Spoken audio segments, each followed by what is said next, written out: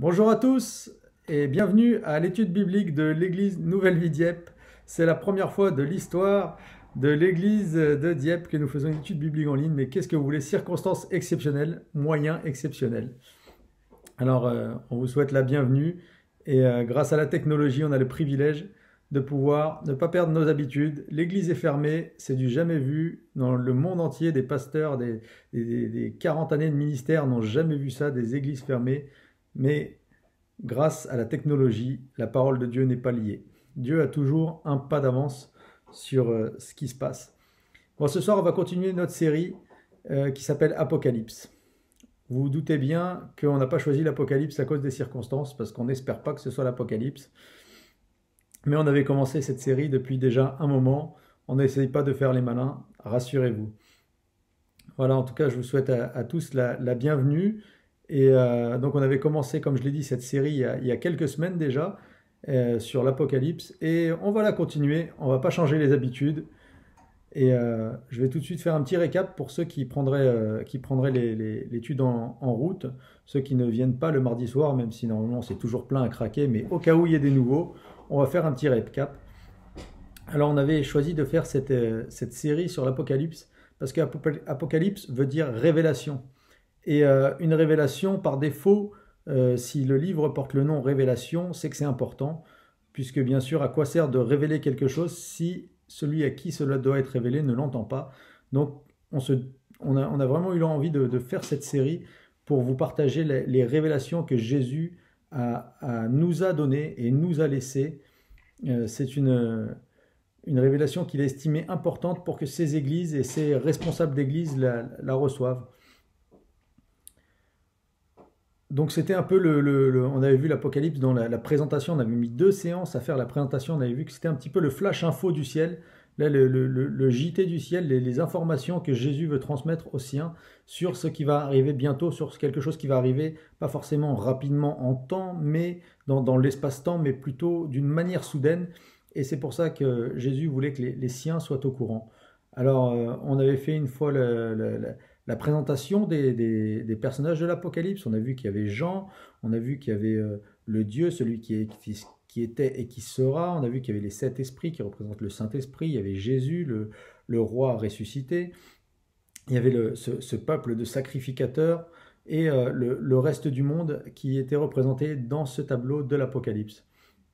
Et on avait vu aussi que l'Apocalypse était intentionnel, c'est-à-dire que le message, la manière dont c'est élaboré, c'est spécialement adressé à un public juif, puisque bien sûr cette révélation est pour toute l'histoire de l'humanité, ça c'est le chiffre 7 qui le montre. Le 7 veut dire le tout dans le langage juif, mais il fallait bien que la première personne qui le reçoive, à savoir Jean, un juif, d'origine juive, de religion juive, puisse comprendre le message pour ensuite le transmettre au monde entier, au point que nous l'avons encore aujourd'hui dans nos Bibles.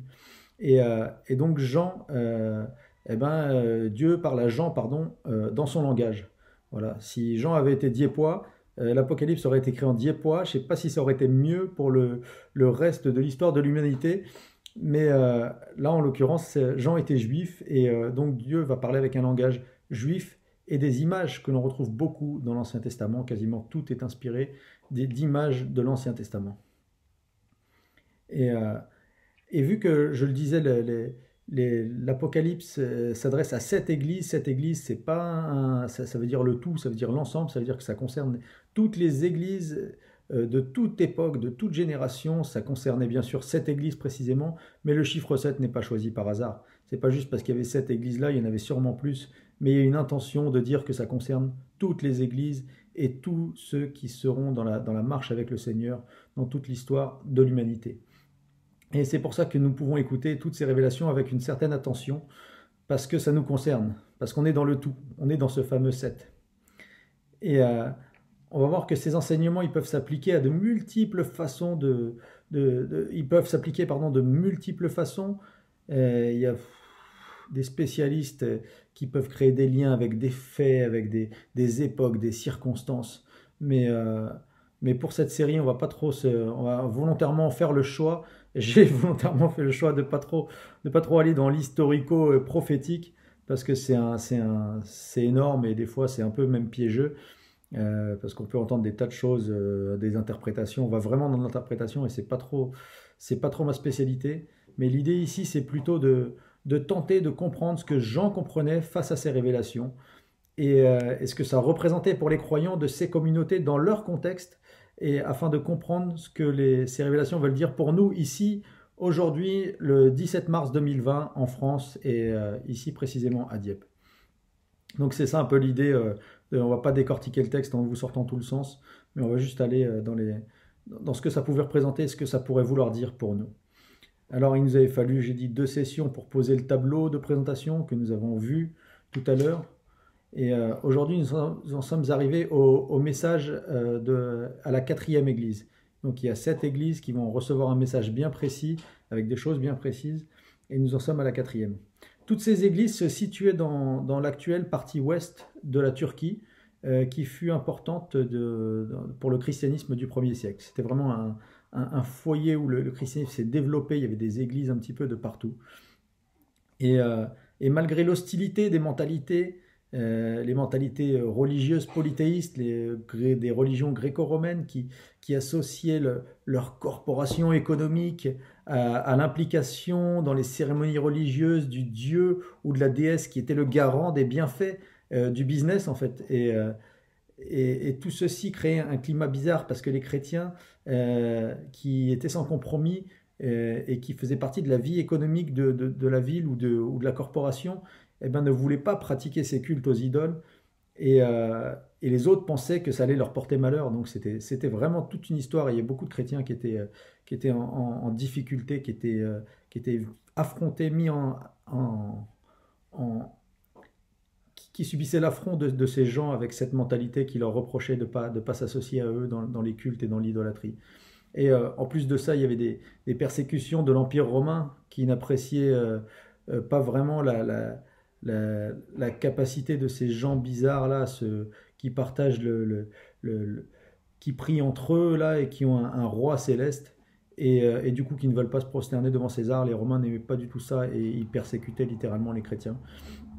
Et, et pour finir, eh ben, l'Église primitive s'attirait aussi la colère des Juifs, qui étaient des politico-religieux, qui n'appréciaient pas la réforme que provoquait ce Christ-là ressuscité, ce Messie qu'ils n'ont pas, entre guillemets, officiellement reconnu, et qui pourtant impactait un grand nombre de personnes, même jusqu'à dans leur synagogue. Et il y a beaucoup de Juifs qui se convertissaient, mais aussi des païens. Des païens, c'est des non-juifs, des personnes qui n'étaient pas juives, et ces gens-là se convertissaient en masse, et les juifs n'aimaient pas vraiment ça, et souvent ils s'associaient aux Romains pour persécuter les chrétiens. Mais à part ça, être chrétien c'est cool, hein, rassurez-vous, ne coupez pas tout de suite la vidéo, il va y avoir un peu de bonnes nouvelles normalement là-dedans. Je fais juste ce rappel général parce qu'on avait vu plus en détail les contextes précis de chaque ville, et donc je ne reviendrai pas dessus pour les 3 premières. On va juste redire rapidement ce qu'on avait vu. La première, c'était l'église de la ville d'Éphèse. C'était une église d'impact, une église sûrement très nombreuse, une église qui avait une bonne conduite, qui travaillait sur ses difficultés, une église qui ne lâchait pas quand c'était dur, une église qui ne tolérait pas, qui détestait les gens qui trahissaient la vraie pensée chrétienne, la vraie doctrine, et des gens qui essayaient de trahir la foi chrétienne pour donner libre cours à leurs intérêts charnels. Dans cette église, ce n'était pas toléré, et Jésus les a beaucoup félicités. Vous n'aimez pas ça, la mentalité, ce qu'ils appellent les Nicolaïtes. Cette église avait juste un défaut, elle avait perdu son premier amour. Elle avait perdu sa fraîcheur, elle vivait un peu sur ses acquis. Et Jésus va lui recommander vivement de revenir à la source et à la fraîcheur, car elle risque de tout perdre. C'est le seul reproche qu'elle a eu. Et c'est un vrai message pour nous à ne pas vivre notre foi, notre communion avec Dieu, juste parce qu'elle fut dans le passé, mais vraiment de vivre la voie parce qu'elle est à aujourd'hui, de toujours se renouveler, de retourner à Dieu, de se rafraîchir, de vivre chaque moment dans la foi comme si c'était un nouveau moment et pas juste une habitude. Rouler dans la réserve, ça peut arriver, ça peut être une situation des fois dans la vie où on est en voiture, on se retrouve dans la réserve, mais si c'est une habitude de rouler toujours dans la réserve, de jamais regarder l'aiguille, eh ben la panne sur l'autoroute ou au milieu de la forêt, je ne sais pas où ou tous les endroits, les pires endroits où on va se retrouver en galère, eh ben, ça va pas le faire du tout. Si on tombe en panne, ça va pas le faire du tout. Et c'est un petit peu ce que Jésus disait à cette église. Il disait, vous êtes une très bonne église, vous êtes bien, vous marchez droit, mais par contre, vous roulez dans la réserve, vous avez perdu votre premier amour, et ça, c'est dangereux. Et le texte nous dit, Apocalypse 2:3, tu as de la persévérance, tu as souffert à cause de moi, et tu ne t'es pas lassé. J'ai cependant un reproche à te faire. Tu as abandonné l'amour que tu avais au début. Allons, rappelle-toi d'où tu es tombé, change et reviens à ta conduite première. Sinon, je viendrai à toi et je t'ôterai ton chandelier de sa place si tu ne changes pas. Il fallait absolument ne pas rester dans cette situation de réserve.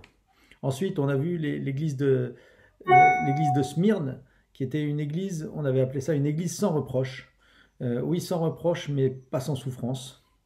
Parce que ces membres de cette église subissaient beaucoup de privations.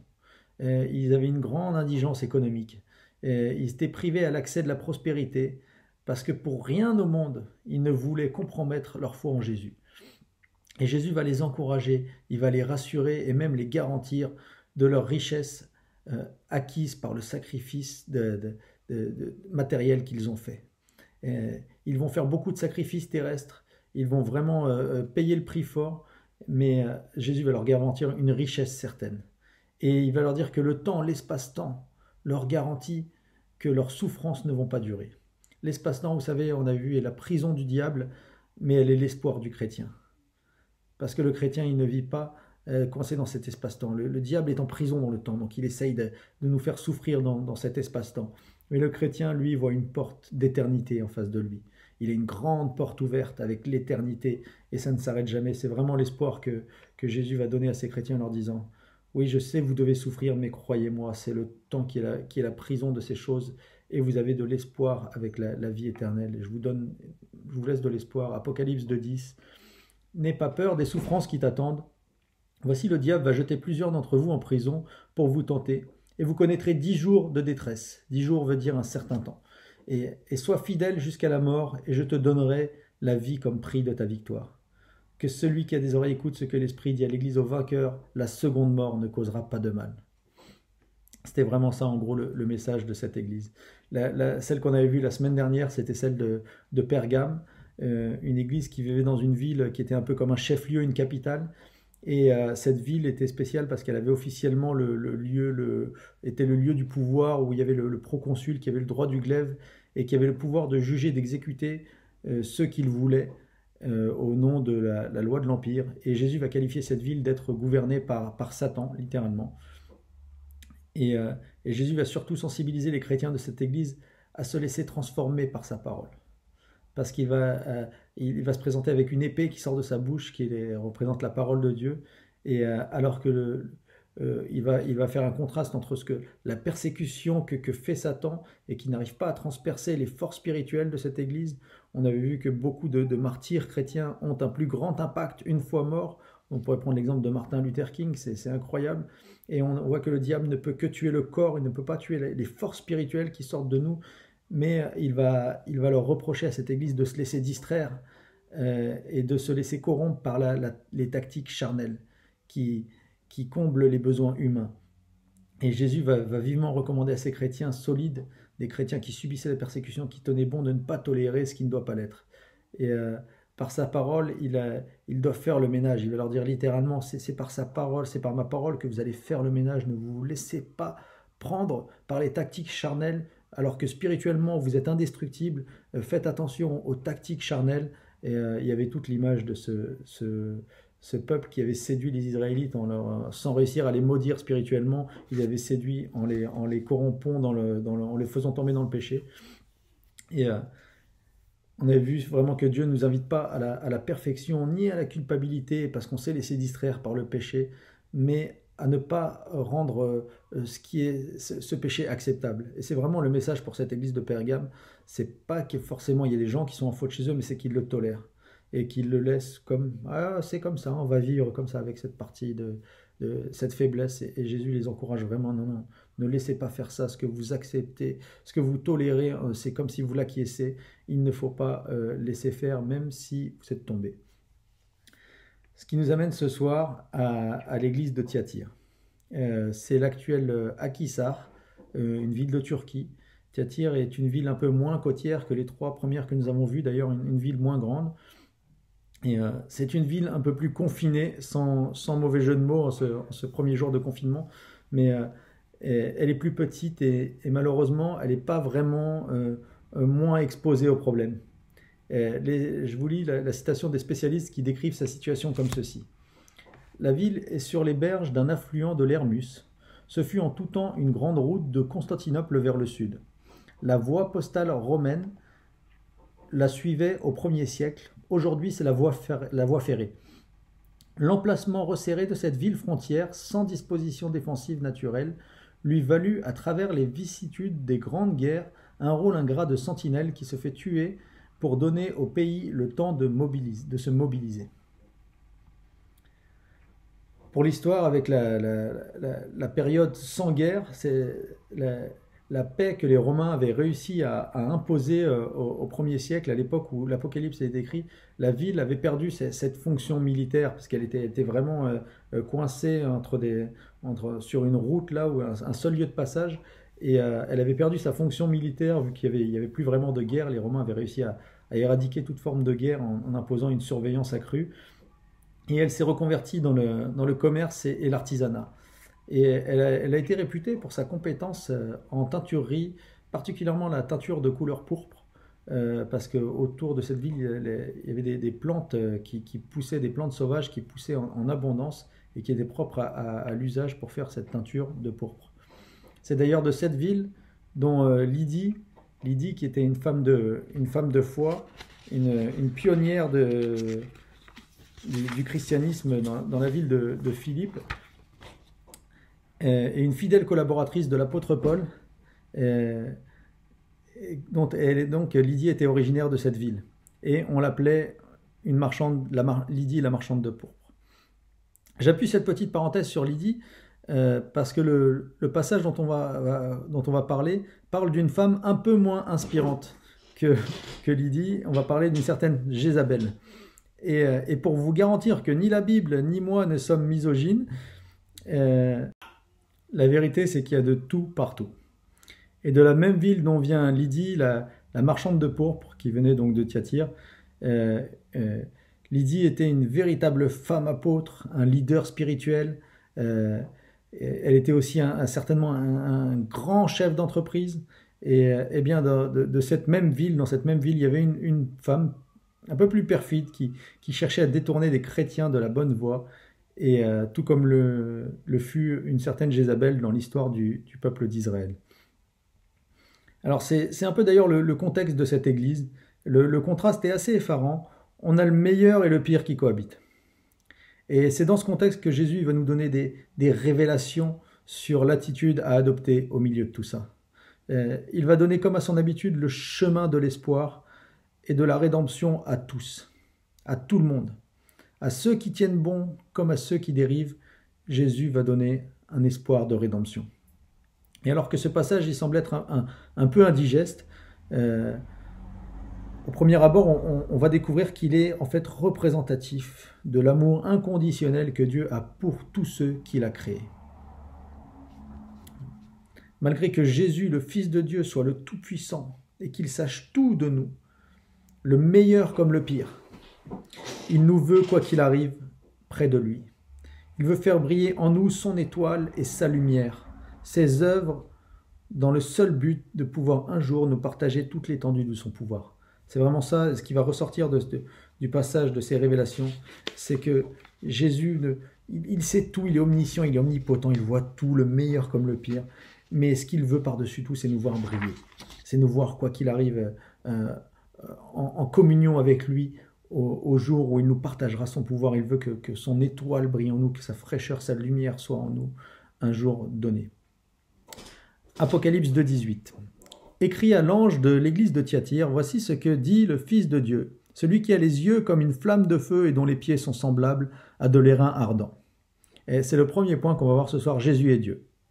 Jésus est Dieu. Le message commence avec un message pour Jean et surtout pour les premiers auditeurs qui sont ici les croyants de Thyatire, pardon. Et son message, il il a un message clair pour eux, et ça va avoir tout son sens aussi pour nous aujourd'hui. Le message, c'est que le Fils de Dieu, pardon, ce Jésus qui est venu sur terre pour mourir et ressusciter, est vraiment Dieu. Euh, alors certes, il est un frère pour nous, il est un ami, mais il est quand même Dieu. Et c'est ce que Jésus veut relever ici. Il voit avec un œil divin, un œil de feu, qui traverse toutes nos actions, toutes nos pensées, tout ce qui nous arrive, tout ce qu'on fait de bien ou de mal. Jésus nous voit tout comme nous sommes. On ne peut pas vraiment lui cacher quelque chose. Il n'y a pas trop moyen de l'endormir, comme on peut le faire des fois entre nous, comme on peut s'endormir. C'est rare, mais ça peut arriver. Mais ici, c'est comme si Jésus, il voulait dire d'entrée de jeu. Joue pas à ça avec moi, parce que mes yeux, là, c'est pas comme des yeux normaux. Là, c'est des flammes qui peuvent passer en revue toute ta ville. Et quand il était sur terre, il l'a dit d'ailleurs, il ne s'est pas gêné. J'aime bien, vous pouvez trouver plein de versets comme ça. Par exemple, dans l'évangile de Marc, au chapitre 2, Jésus dit « Jésus ayant aussitôt connu par son esprit ce qu'il pensait en dedans d'eux, il leur dit « Pourquoi avez-vous de telles pensées dans vos cœurs ?» Moi, quand je comprends ça, je suis soulagé. Vous savez pourquoi? Parce qu'il n'y a que lui qui peut faire ça. Heureusement que les autres ne sont pas capables, que d'autres ne sont pas capables de le faire. Parce que parfois, je ne suis pas trop fier de mes pensées. Mais comme j'ai pas Jésus en face de moi, ça va. Mais je plaisante. Mais l'idée ici, c'est que Jésus, il sait tout et voit tout de toute ma vie, de toute ta vie. Et juste au cas où on aurait eu l'idée un peu folle de croire qu'on peut jouer à pas vu, pas pris avec lui, eh ben il va dire « Je vois tout avec mon regard de feu et mes pieds, ils sont en airain ardent. » Ça veut dire je ressors de la fournaise là. Je suis là, j'ai plongé dans le feu, j'ai plongé dans le baptême de feu, je suis parti dans les pires endroits qui pourraient me faire disparaître et je suis encore là. Et je suis solide, et je suis plus fort que jamais. Et je suis ressorti en airain, j'ai pas fondu. Mes pieds, juste mes pieds, ils sont surpuissants. Et en gros, l'idée c'est de dire voilà à qui vous avez affaire. Me voilà en vrai, voilà, je suis Jésus. Je peux te prêcher la bonne parole si tu veux. Ouais, bon, vous n'êtes pas sûr? Bon, allez, on y va. Éteignez pas, il va faire quand même des compliments. Et c'est mon deuxième point, Jésus voit pour le meilleur. Apocalypse 2,19, il dit « Je connais tes œuvres, ton amour, ta foi, ton fidèle service, ta constance, et tes dernières œuvres plus nombreuses que les premières. » Ouf! Si t'es un bon croyant, plein de bonne foi, qui cherche à exprimer l'amour envers tous, qui persévère, même quand c'est dur, et qui cherche à t'améliorer, qui t'endort pas sur ce que t'as fait hier, qui cherche toujours à faire de meilleures œuvres, eh ben là, il parle à des chrétiens de l'Église Nouvelle Vie Dieppe, hein, vous êtes bien reconnus, évidemment. Eh bien, Jésus le voit, et il voit le meilleur. Et il nous approuve dans ce qu'on fait, quand on fait ces choses-là. Mais, parce qu'il y a un mais, Jésus voit pour le meilleur et pour le pire. Je lis le verset 20. Mais, ce que j'ai contre toi, c'est que tu laisses la femme Jézabel, qui se dit prophétesse, enseigner et séduire mes serviteurs, pour qu'ils se livrent à l'impudicité et qu'ils mangent des viandes sacrifiées aux idoles. Eh oui, Jésus voit aussi les autres églises, qui sont moins bien. Non, je plaisante. Il voit là où on laisse de mauvaises influences se développer. Ou pour des intérêts charnels, des désirs humains, on trahit la vérité que l'on a connue. On se laisse séduire et on sacrifie toutes les valeurs de notre Créateur, Sauveur et Seigneur. Vous savez pourquoi? Par peur de manquer du plaisir, ou par le besoin de satisfaire nos insécurités, nos peurs de l'avenir, parfois même par notre volonté d'avoir du pouvoir, de l'emprise. Et ça, c'est juste au passage quelques motifs de pourquoi ce fameux roi d'Israël, Akab, avait fait le choix de marier cette fameuse femme étrangère qui s'appelait Jézabel. Ah, c'était peut-être un bon coup politique, un bon coup financier aussi peut-être, un bon coup pour la sécurité du pays, allez, on peut lui accorder. Mais le pire des coups pour lui, pour son âme, le pire des coups pour ses enfants, et au final le pire des coups pour son peuple, pour son histoire et même pour sa foi. Et ici Jésus, il dit, ben vous savez quoi, il y a de ça chez vous. Y avait-il vraiment une ou plusieurs femmes qui influençaient les croyants dans ce sens? Peut-être, on ne sait pas vraiment. Peut-être c'est juste une image. Mais ce qui est sûr, c'est que l'Église laissait faire un mauvais mariage. Et qu'à travers cette situation, des fidèles du Seigneur, des serviteurs, des hommes qui s'étaient donnés à Christ se laissaient séduire à une mauvaise foi. Ils se laissaient dire qu'on peut se laisser aller, et que c'est pas grave. Oh, vaut mieux aller au culte des idoles, hein, parce que c'est pas si grave, parce que vaut mieux y aller quand même, parce que ça va assurer tes arrières, hein, tu sais, puis Dieu n'est pas si jaloux, hein. Tu vas t'assurer tes arrières autrement, ne lui fais pas trop confiance, on sait jamais, puis il n'est pas jaloux, t'inquiète. Va chercher ta sécurité ailleurs qu'en lui. C'est pas grave. Va chercher ton bonheur dans l'appât du gain, c'est pas grave. Va profiter de la vie comme eux, là, vas-y, allez, couche avec qui tu veux, éclate-toi, fais-toi plaisir. Lâche toutes tes pulsions. Jézabel a vu que ça irait bien quand même pour toi. Elle a vu, elle est prophète, elle l'a vu. Elle a la belle prophétie pour ta vie, ça va bien aller, fais ce que tu veux. Mais Jésus va dire, c'est pas bon ça. C'est pas bon du tout. Et il va monter au créneau de manière assez sèche. Et on va voir que dans cet avertissement, il n'a qu'une idée en tête, même si c'est cru, c'est de sauver. Et c'est mon troisième point ce soir, Jésus veut te sauver. Apocalypse 2, 21. Je lui ai donné du temps afin qu'elle se repentît, et elle ne veut pas se repentir de son impudicité. Voici, je vais la jeter sur un lit et envoyer une grande tribulation à ceux qui commettent l'adultère avec elle. À moins qu'ils ne se repentent de leurs œuvres, je les ferai mourir de mort, ces enfants. Et toutes les églises connaîtront que je suis celui qui sonde les reins et les cœurs. Et je vous rendrai à chacun selon vos œuvres. Oui, Jésus veut te sauver. Dans ce passage-là, Jésus veut te sauver. Je vous entends d'ici. Il ne veut pas me sauver, là, il parle de m'éliminer. C'est pas un Dieu de grâce, ça, il parle d'élimination, d'éliminer mes enfants, Mais c'est vrai. C'est vrai, un jour, il faudra rendre des comptes à Jésus. Et son portrait qu'on a vu à l'intro, c'était pas juste une illustration pour donner une idée. C'est vrai. Jésus peut être un juge, et il le sera. Mais en attendant, Jésus-Christ, le Fils de Dieu, celui qui est venu du Père et qui est à nouveau, ressuscité, il pousse un cri vers tous ceux qui sont en train de dériver. Là, il est en train de pousser un cri vers tous ceux qui sont à la dérive. Il s'adresse à tous les rétrogrades de ses églises, de son église, tous ceux qui n'ont pas assez conscience de son amour et de sa force, à tous ceux qui n'ont pas assez confiance en lui et qui se laissent séduire, à tous ceux que le malin aveugle par des fausses prophéties, par de faux espoirs, par du rêve mal vendu. Et son cri, c'est « Reviens, revenez, je vous en supplie. Si mon amour, mon sacrifice et ma douce présence ne vous a pas convaincu, je vais tenter par la peur pour vous-même. » Un auteur chrétien disait que dans la position de Dieu, accepter la repentance de l'homme juste par peur de son avenir est une preuve de l'humilité et de l'amour que Dieu a pour nous. Accepter que l'homme se repente juste par peur pour lui-même, c'est encore une grâce de Dieu. Et Jésus pourrait dire, mais je t'ai tout donné, mais regarde cette église, je me suis sacrifié par amour pour elle. Et toi, tu me trompes, tu vas chercher ailleurs. Tu as besoin d'aller voir des idoles, tu as besoin de voir une sécurité ailleurs, que moi, tu ne me fais pas confiance. Mais dans son amour, alors que ça n'a rien de gratifiant pour lui, il lance cette possibilité de dire fais attention parce que sinon il y aura un jugement.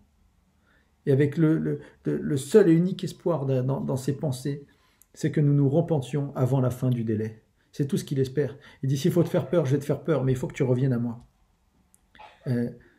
un auteur disait, une citation disait, « Se repentir, c'est changer de manière de voir et d'agir après avoir compris la nécessité et la raison de le faire. »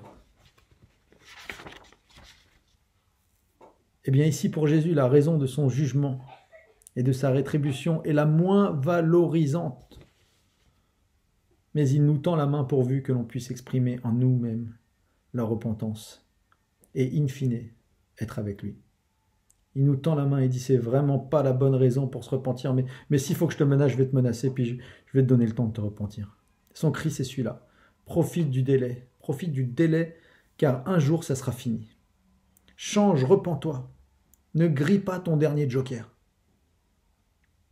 Verset 21, je lui ai donné du temps, afin qu'elle se repentît. Et elle ne veut pas se repentir de son impudicité. Même elle a eu du temps. Et dit, voici, je vais la jeter sur un lit, et envoyer une grande tribulation à ceux qui commettent l'adultère avec elle, à moins qu'ils ne se repentent de leurs œuvres.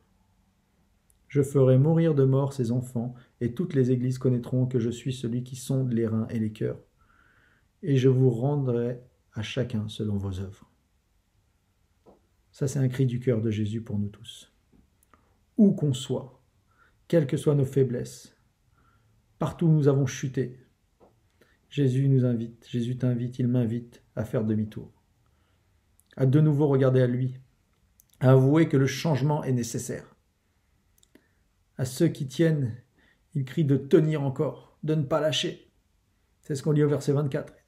À vous, à tous les autres de Thyatire qui ne reçoivent pas cette doctrine et qui n'ont pas connu les profondeurs de Satan comme il les appelle, je vous dis, je ne mets pas sur vous d'autres fardeaux, seulement ce que vous avez, retenez-le jusqu'à ce que je vienne. Gardez, lâchez pas. Ça, c'est le cri pour ceux qui se tiennent, qui s'accrochent dans la foi. Si tu es chrétien aujourd'hui en 2020 et que tu t'accroches, continue. Continue, Jésus dit, attends, j'arrive. Tiens, c'est bien, c'est très bien. Parce que le but ultime, c'est pas un pouvoir limité. C'est pas une vision de pouvoir terrestre. Le but ultime, son but, c'est de nous partager son étoile. C'est de nous partager sa lumière. Vous savez ce qu'il veut nous partager? Il veut nous partager sa royauté.